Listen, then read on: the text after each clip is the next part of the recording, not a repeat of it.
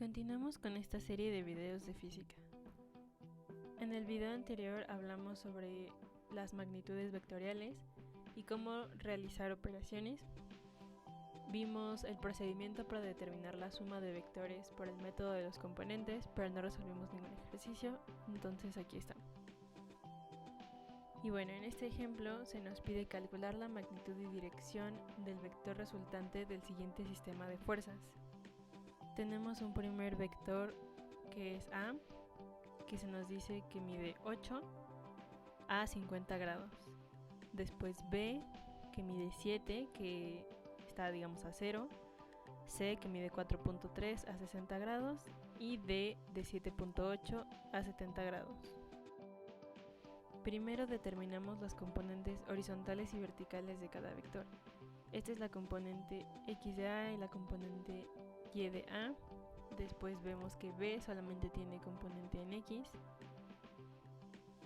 C tiene este componente X que va en sentido opuesto, es negativo, y el componente de Y. Finalmente el componente X de D y el componente en Y de D. Ahora tenemos que sumar los componentes de las fuerzas horizontales. Tenemos que notar que el vector B no tiene ángulo, por lo que se pasa igual. Para el vector D, el ángulo tiene que ser con respecto al eje X, por lo que en lugar de 70 grados son 20 grados. Estos son los grados complementarios que sumados dan 90, porque los 70 grados son con respecto a Y y nosotros necesitamos todo con respecto a X. Por eso vamos a tomar 20 grados en lugar de 70. Y entonces empezamos, que sigma de X es nuestro componente X de A por el coseno de 50, que es su ángulo, más el componente X de B, menos, porque va en sentido contrario, el componente X de C por el coseno de 60, menos el componente X de D, que también va en sentido negativo, por el coseno de 20. Haciendo estos cálculos tenemos entonces 8 por el coseno de 50, más 7 menos 4.3 por el coseno de 60, menos 7.8 por el coseno de 20.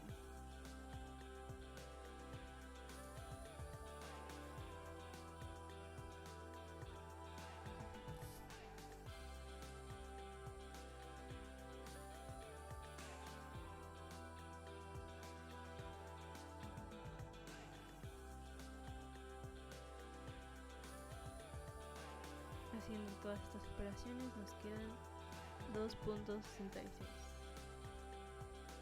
A continuación vamos a hacer lo mismo, ahora vamos a sumar los componentes de las fuerzas verticales. No se pone B porque este no tiene una componente vertical, solamente tiene componente horizontal. Empezamos entonces, sigma Y es igual al componente Y de A, y aquí es el seno, porque son los componentes verticales, seno de 50, más componente Y de C por el seno de 60, menos el componente Y de D, porque este va hacia abajo, este es negativo, por el seno de 20. Esto nos queda que es 8 por el seno de 50, más 4.3 por el seno de 60, menos 7.8 por el seno de 20.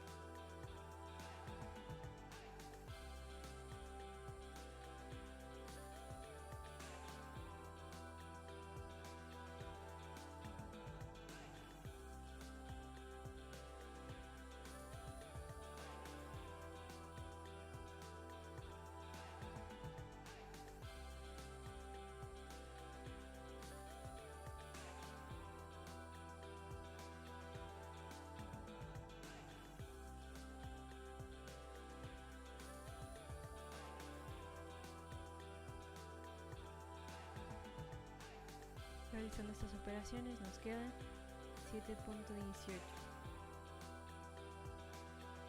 El siguiente paso es calcular el vector resultante.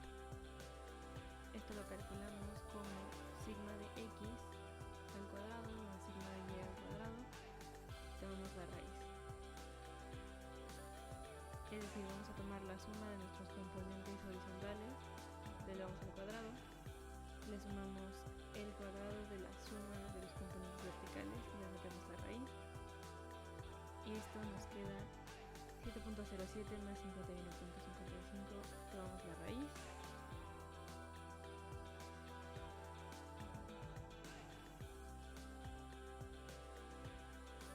Finalmente nos da 7.66. Ahora tenemos que determinar el ángulo. Como sigma x fue positiva, se representa en el eje positivo de las x, que sería del lado derecho. Y como sigma y fue positiva, se representa en el eje positivo de las y en la parte superior. O sea, graficaríamos esto en nuestro primer cuadrante. Entonces tenemos para sacar el ángulo que θ es igual a la tangente al menos 1, o la tangente de sigma y entre sigma x.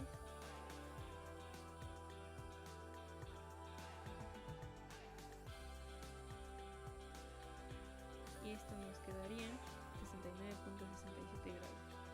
Ese es nuestro ángulo. Y lo vamos a indicar aquí. Primero ponemos nuestro sigma y, que es positivo, entonces va hacia arriba.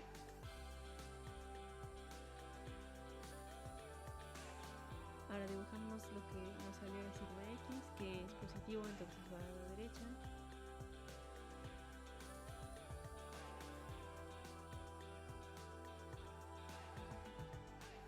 Unimos las dos puntas porque este es nuestro vector resultante,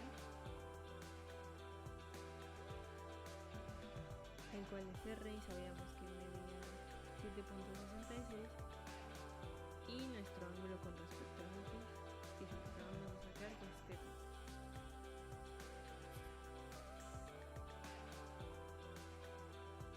Pasamos al siguiente tema, que son las nociones de movimiento. El movimiento se define como el cambio en la posición en el espacio de un cuerpo de acuerdo con el observador. Proviene del latín motus os, participio de mover. Decimos que un cuerpo está en movimiento con respecto a otro cuando su posición respecto a ese cuerpo cambia con el transcurrir del tiempo. Esta forma de definir el movimiento nos obliga a tomar siempre algún cuerpo o en general un punto como referencia con respecto al cual analizar el movimiento. Aquí nuestra persona pues está avanzando con respecto a la otra conforme van pasando las horas.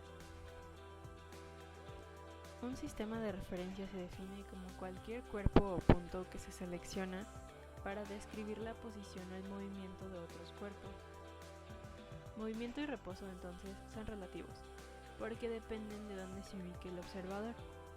Para dos observadores diferentes, un mismo cuerpo puede estar en reposo y en movimiento a la vez. Por lo tanto, al analizar el movimiento de un cuerpo, es necesario indicar en relación con qué otros cuerpos se refiere el movimiento. En este caso podríamos decir, esta persona pues está en movimiento con respecto a la otra. Pero si lo tomamos con respecto a la casa, nuestra persona original no se está moviendo. Nuestra persona de la izquierda no se mueve con respecto a la casa. Sin embargo, la persona de la derecha sí se está moviendo con respecto a la persona de la izquierda. Esto nos indicaría que la persona de la derecha está en movimiento y la persona de la izquierda está en reposo. Si hablamos de movimiento, es importante definir la mecánica, que es la rama de la física que se encarga del estudio de los cuerpos en movimiento y se divide en cinemática y dinámica. La cinemática es la parte de la mecánica que estudia los diferentes tipos de movimientos de los objetos sin atender las causas que lo produjeron. Aquí tenemos este ejemplo, donde puedes observar que con respecto a la casa se mueve el niño y el perro, mientras que los árboles y las montañas están en reposo. Con este ejemplo podemos concluir que el movimiento de un cuerpo dependerá de su punto de referencia, porque aquí, por ejemplo, el perro y el niño sí están en movimiento, pero todo el fondo está en reposo, esto tomando la casa como nuestro punto de referencia. Así, cuando Nicolás Copérnico construyó su modelo heliocéntrico para explicar el movimiento de los planetas, el Sol y la Tierra, señaló que el Sol está en reposo, y los planetas, incluyendo la Tierra, girarán en torno de este. Tenía como punto de referencia al Sol, y por lo tanto la Tierra y los planetas giraban alrededor de él. Pero si su punto de referencia hubiera sido la Tierra, hubiera notado que el Sol gira alrededor de ella. Estas dos afirmaciones son válidas porque depende de dónde se sitúe el observador.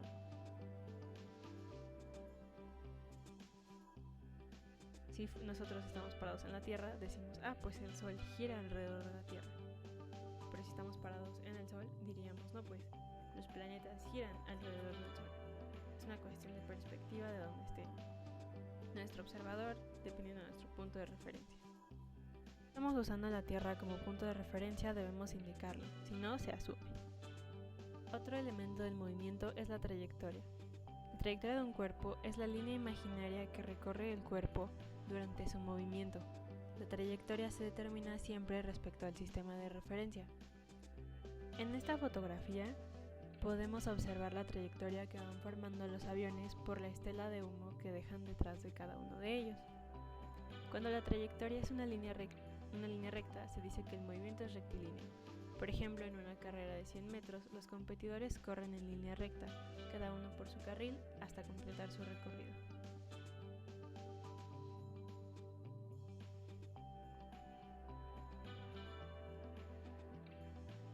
Cuando la trayectoria es un círculo, decimos que el movimiento es circular.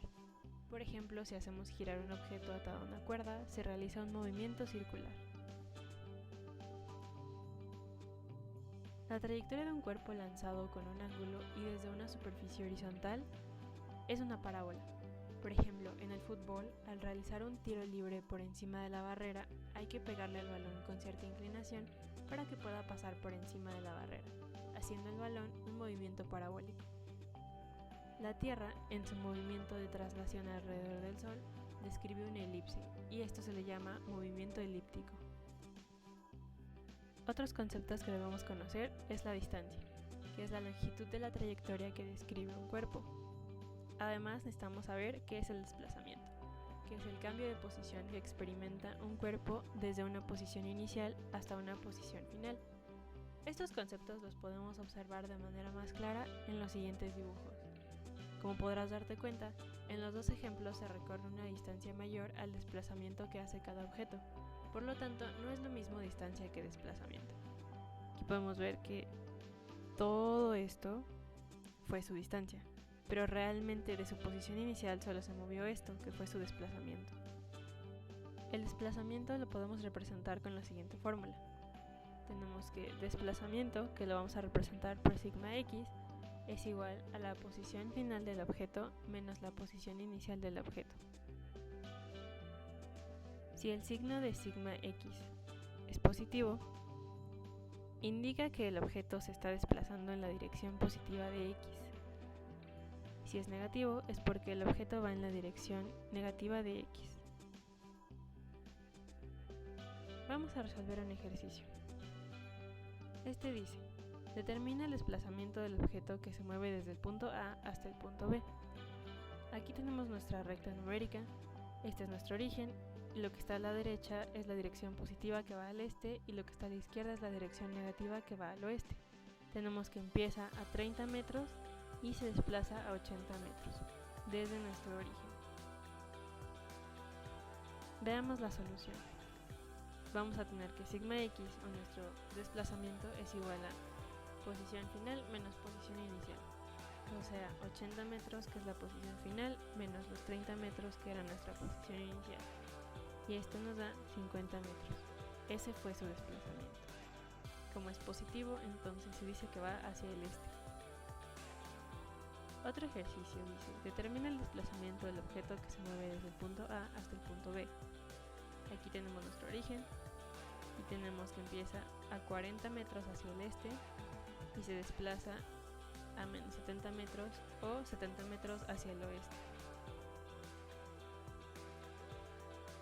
Vamos a resolverlo.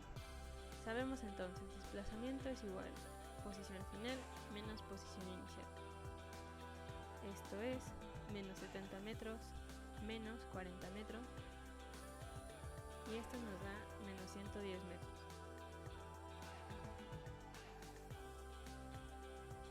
Como nuestra sigma x es negativa, esto nos indica que va hacia el oeste.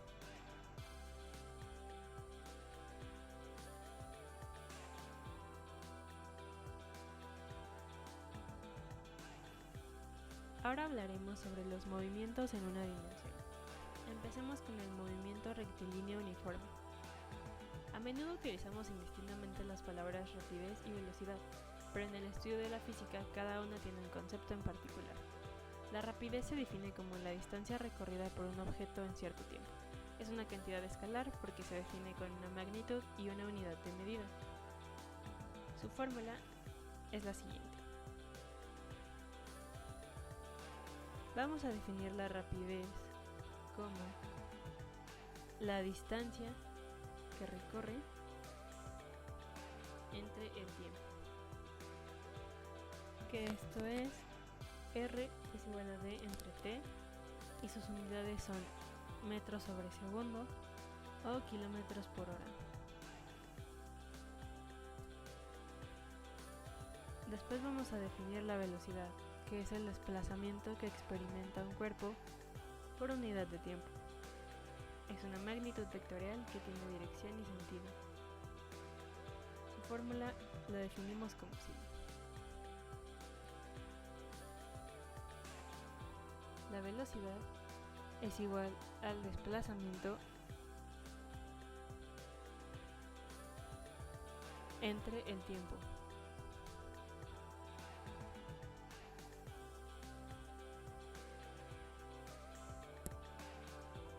Esto es V con la flechita que representa que es un vector. Es igual al desplazamiento entre el tiempo y sus unidades son metros sobre segundo o kilómetros por hora. Por ejemplo, 125 kilómetros por hora hacia México o 10 metros sobre segundo hacia el sur, porque al ser un vector necesita una dirección. Esta fórmula la podemos poner en un triángulo para calcular cualquiera de las tres variables presentes, como que tapando la variable que queremos conocer. Tenemos nuestro triángulo con nuestra velocidad, tiempo y distancia. Si queremos conocer la velocidad, tapamos la velocidad y nos quedaría distancia entre tiempo. Si queremos conocer la distancia, taparíamos distancia y nos quedaría velocidad por tiempo. Y si queremos conocer el tiempo, taparíamos tiempo en nuestra pirámide y nos quedaría distancia entre velocidad. Vamos a hacer un ejercicio, pero recuerda que las unidades siempre deben estar expresadas en la misma unidad de medida. Nuestro ejercicio dice, un corredor avanza 2 kilómetros en un tiempo de 15 minutos. Calcula su velocidad en kilómetros por hora y en metros sobre segundo. Los datos que conocemos son que recorre 2 kilómetros, que es la distancia, en un tiempo de 15 minutos y queremos conocer la velocidad. ¿Qué fórmula vamos a usar? Pues velocidad es igual a distancia entre tiempo. Sustituimos con los valores que conocemos, que es los 2 kilómetros que recorre entre los 15 minutos y nos queda 0.1333 kilómetros por minuto. Pero nosotros no queremos estas unidades, queremos kilómetros por hora o metros sobre segundo. Tenemos que hacer una primera conversión de los 0.1333 kilómetros por minuto. Lo vamos a multiplicar por los 60 minutos que hay en una hora para conseguir kilómetros por hora, que son en este caso 8 kilómetros por hora. Y además queremos conocerlo en metros sobre segundo, así que vamos a hacer una siguiente conversión multiplicando nuestros 8 kilómetros por hora por los 1000 metros que hay en un kilómetro por 1 entre 3600, porque en una hora hay 3600 segundos y esto nos queda 2.22 metros sobre segundo. Nuestro resultado entonces dice que el corredor va a avanzar 2 kilómetros en 15 minutos a una velocidad de 8 kilómetros por hora o una velocidad de 2.22 metros por segundo, que es exactamente lo mismo, solamente diferentes unidades. Aquí lo importante es que nuestras unidades sean consistentes, si no tendríamos que realizar conversiones. Finalmente hablemos de un dato curioso. ¿Sabías que el espacio existente entre los átomos son prácticamente un espacio vacío entre el núcleo y los electrones? Si quitáramos todo el espacio vacío entre los átomos de toda la humanidad, quedaríamos como un pequeño cubo de azúcar. el cual pesaría 5.000 millones de toneladas y sería extremadamente denso. Eso ha sido todo por este video. Nos vemos la siguiente semana.